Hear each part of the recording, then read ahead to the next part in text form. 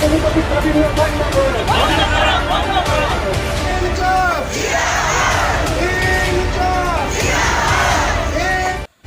গুৱাহাটীৰ শিলখাকু জলাশয়ৰ পাৰত বসবাস কৰা উচ্ছেদিত থলুৱা পৰিয়ালসমূহক উপযুক্ত ক্ষতিপূৰণ সহ পুনৰ সংস্থাপনৰ ব্যৱস্থা কৰা আৰু গুৱাহাটীবাসীৰ বাবে মাটিৰ পট্টাৰ সমস্যাৰ স্থায়ী সমাধানৰ দাবীত কৃষক মুক্তি সংগ্ৰাম সমিতিয়ে এখন স্মাৰকপত্ৰ প্ৰেৰণ কৰে। আজি গুৱাহাটী মহানগৰীৰ শিলখাকু বিলৰ পাৰত বসবাস কৰা থলুৱা লোকসকলৰ ওপৰত চৰকাৰে প্ৰশাসনে যি উচ্ছেদ অভিযান চলাইছিল এই উচ্ছেদ সম্পূৰ্ণ অন্যায় আৰু পক্ষপাত বুলি ভাবি ৰাইজৰ লগতে ৰাইজৰ দলৰ নেতাই বিভিন্ন শ্লোগান দি প্ৰতিবাদস্থলীত আকাশ বঁটা কপাই তোলা পৰিলক্ষিত হৈছে। এসপ্তাহৰ আগতে ধৰ্ণা আৰু শোভাযাত্ৰাৰ কাৰণে অনুমতি বিচাৰি পুলিচ কমিশনাৰেটত আমি আবেদন কৰিছিলোঁ। কিন্তু হিমন্ত বিশ্ব শৰ্মাৰ চৰকাৰখন যিহেতু এখন অগণতান্ত্ৰিক আৰু স্বৈৰতান্ত্ৰিক চৰকাৰ, তেওঁলোকে জনগণৰ প্ৰতিবাদৰ অধিকাৰ কাঢ়ি ল'ব খুজিছে আৰু সেইকাৰণে তেওঁলোকে এতিয়ালৈকে আমাক সমদলৰ অধিকাৰ বা শোভাযাত্ৰাৰ অধিকাৰ শোভাযাত্ৰা কৰিবৰ কাৰণে এতিয়ালৈকে অনুমতি প্ৰদান কৰা নাই। আপোনালোকে দেখিছে যে মই গাড়ীৰ পৰা নামিয়ে ইয়াৰ যিজন সৰ্বোচ্চ পুলিচ বিষয়া ইয়াত উপস্থিত আছে তেখেতকো কৈছোঁ যে যিহেতু আমি শোভাযাত্ৰাৰ কাৰণে অনুমতি বিচাৰিছোঁ, আপোনালোকে আমাক শোভাযাত্ৰাৰ কাৰণে অনুমতি দিব লাগে। অসমৰ থলুৱা মানুহৰ মাটিৰ ওপৰত অধিকাৰ সাব্যস্ত আমি কৰিব খোজোঁ।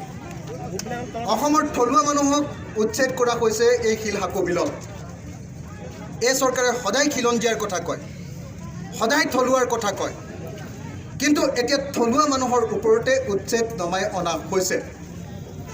গতিকে থলুৱা মানুহৰ ভূমিৰ অধিকাৰ লাগিব, কোনো পধ্যে উচ্ছেদ নহ'ব আৰু যি ঠাইত মানুহ আছে তাতে পুনৰ থাকিবলৈ চৰকাৰে অনুমতি দিব লাগিব আৰু লগতে ক্ষতিপূৰণ দিব লাগিব। এই দাবীৰ ভিত্তিত আজি আমি এই শোভাযাত্ৰা কৰিব খুজিছোঁ। চৰকাৰে যদি গণতান্ত্ৰিকভাৱে শোভাযাত্ৰাৰ অনুমতি নিদিয়ে তেতিয়াহ'লে ক'ব লাগিব যে এই চৰকাৰ গণতান্ত্ৰিক নহয়। আপোনালোকে সকলোৱে জানে যে ভাৰতৰ সংবিধানে আমাক একেলগ হোৱাৰ অধিকাৰ প্ৰদান কৰিছে। ভাৰতৰ সংবিধানে আমাক প্ৰতিবাদ কৰাৰ অধিকাৰ প্ৰদান কৰিছে।